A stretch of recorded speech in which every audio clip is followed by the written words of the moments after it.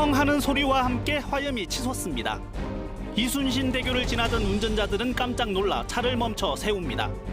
대형 파편은 포물선을 그리며 다리 위를 덮칩니다. 차량을 향해 떨어질 뻔했던 아찔한 순간, 또 한 번 폭발음이 들립니다.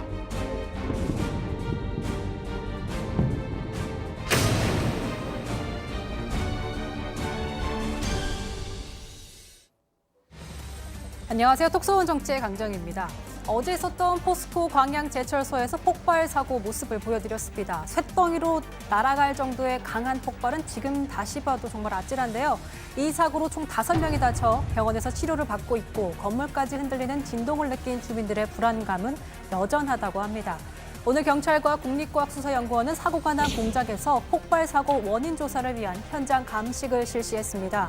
경찰은 부상자들의 회복 상태에 따라 면담 조사를 진행하는 한편 현장 관리자들을 상대로 안전 수칙을 제대로 지켰는지 조사하고 있습니다. 이번 사고가 난 곳은 제철소 조업시설이 아니라 연구시설로 경찰은 연구원과 기술자들이 발전 장비를 시운전하다가 사고가 난 것으로 보고 있는데요. 현장 감식 결과는 열흘 이상 걸릴 것으로 알려졌습니다. 정확한 사고 원인은 앞으로 경찰 조사를 통해서 지켜봐야겠지만 광양제철소에서 올해만 이미 3번의 사고가 발생해 우려가 더 큰 상황입니다. 지난 7월 1일에 광양제철소 모습입니다. 공장에서 검은 연기가 치솟아 순식간에 하늘을 뒤덮고요. 연기 밑으로는 시뻘건 화염도 뿜어져 나옵니다. 제철소 내부 정전으로 인해서 공장 굴뚝에 설치된 비상 밸브가 열리면서 생긴 사고입니다. 당시에 다행히 큰 인명피해는 발생하지 않았지만 폭발음과 검은 연기로 주민들은 놀란 가슴을 쓸어내려야 했습니다. 이에 앞서 지난 6월에도 폭발 사고가 일어나 작업자 1명이 숨지고 1명이 다치는 사건까지 있었습니다. 이딴 사고에 포스코는 지난 7월 안전혁신 비상태스크포스를 꾸리고 안전을 강조했지만 바로 어제 5개월 만에 사고가 또 발생하고 만 겁니다.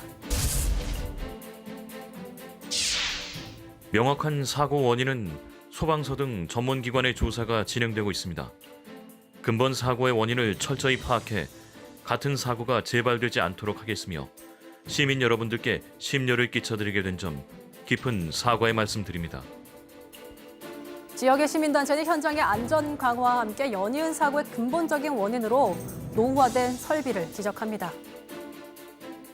광양제철소는 1987년 4월에 광양제철소 1고로에서 첫 샘물이 나온 지 32년이 된 시설임에 따라서 시설이 많이 노후화됐다고 할 수 있습니다. 이것은 미래에 발생할 수도 있는 사고를 키우는 것이라고 할 수 있는데요. 시설 정비와 교체 등에도 과감한 투자와 지원이 필요하다고 생각합니다.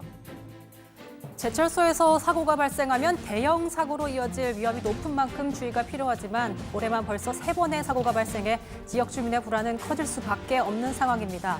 이번 합동 감식반의 조사 결과가 나오는 대로 제철소의 안전관리 체계를 전면적으로 재검토하고 실질적인 안전대책 마련돼야겠습니다.